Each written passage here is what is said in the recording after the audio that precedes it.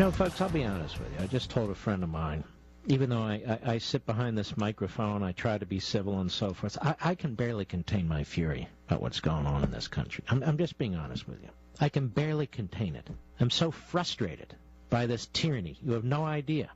Now, we can analyze it, we can intellectualize it, we can parse it and so forth and try and unravel it, but I'm just telling you from an emotional point of view, it is just so damn infuriating to see the greatest country on the face of the earth run by a bunch of Lilliputians who are constantly attacking it from within. That was radio talk show star Mark Levin, complaining about the gun debate in this country and reports that the president will use executive orders to rewrite part of America's gun laws. But as you heard, his complaints go beyond just guns and extend to the president's message that he believes the election gave him a mandate to enact all of his policy goals. Listen to this excerpt from the news conference today. If we want to have a conversation about how to reduce our deficit, let's have that. We've been having that for the last 2 years. We just had an entire campaign about it. And by the way, the American people agreed with me. Joining us now by phone, Mark Levin. Mark, thanks so much for being back with us. My pleasure. Thank you. Explain that to me. You write about your fury, and you're just so frustrated, you say, and you use the word tyranny. That's right, because I'm not into imperial presidents who act imperial and speak imperial. And Obama forgets there's a Constitution. Yeah, he keeps telling us he won re-election. Congratulations. But guess what? The Constitution wasn't up for election. It's not up for a plebiscite or a referendum. He has to comply with it, too. He was sent back to Washington, but he's got a strict list of rules that he has to follow as president. So when he gets up there and he starts saying, if Congress doesn't do this, I'm going to do this unilaterally, it violates separation of powers a lot of the times. And this is a man who's been pushing the edge of the envelope as far as I'm concerned, whether it's the appointment clause, whether it's his unilateral action on immigration, whether it's his trashing the Commerce Clause and the tax clauses under Obamacare. Now they're talking about executive orders on the Second Amendment. They've issued regulations on the First Amendment attacking religious liberty. This notion that he might be able to lift the debt ceiling, unilaterally under the 14th Amendment. What the hell is this? He was elected president. Congratulations. This guy makes Richard Nixon look like a man who followed the law all the time. I think we have an imperial president. He sounds imperial. He's arrogant as hell. And so I'm furious about this. And I'm going to tell you why. We are a magnificent country. We don't need to be turned upside down. We don't need to run from crisis to crisis to crisis. He's bankrupting this country.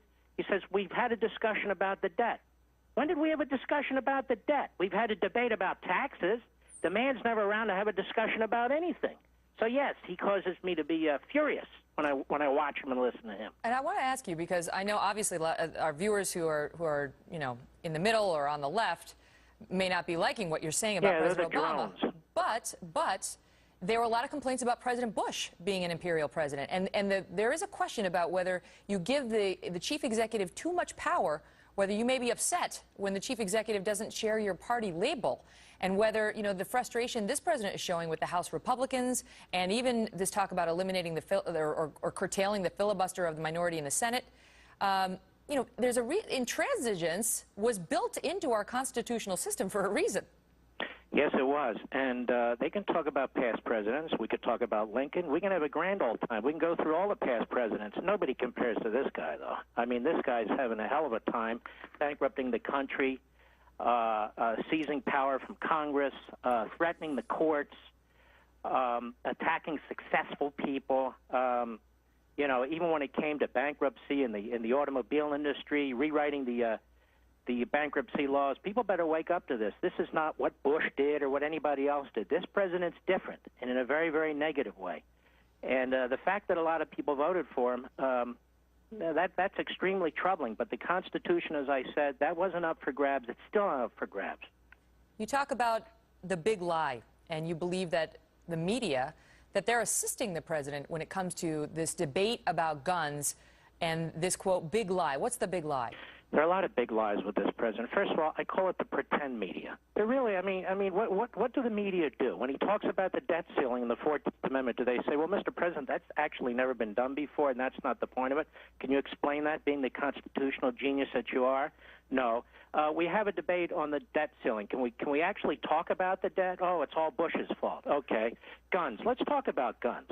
There's not a single idea that is leaked out of this White House or being pushed on Capitol Hill that would have prevented the horrific mass murder in Connecticut. They're dusting off all their wants and demands, and they're trying to pour it into this tragedy like they always do. We have a Second Amendment. The Second Amendment matters.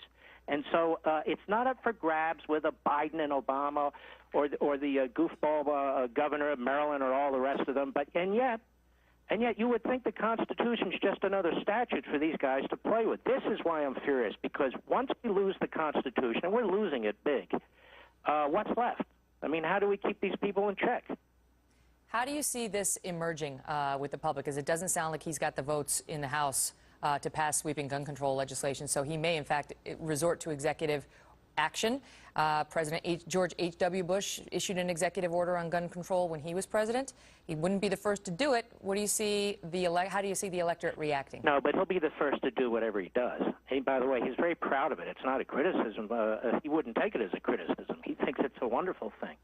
Look, all presidents have issued executive orders. The question is, what kind of executive order have they issued, and under what conditions have they issued it? The purpose of an executive order isn't to substitute the president's legislative agenda for Congress's legislative agenda. The purpose of an executive order, frankly, it's a ministerial act, an administrative act, where the president, who runs the executive branch, has to put a policy in place to comply with the law. This president is beating his chest, talking about using executive orders in lieu of congressional legislation. How's it going to play out? I don't know, but not very pretty.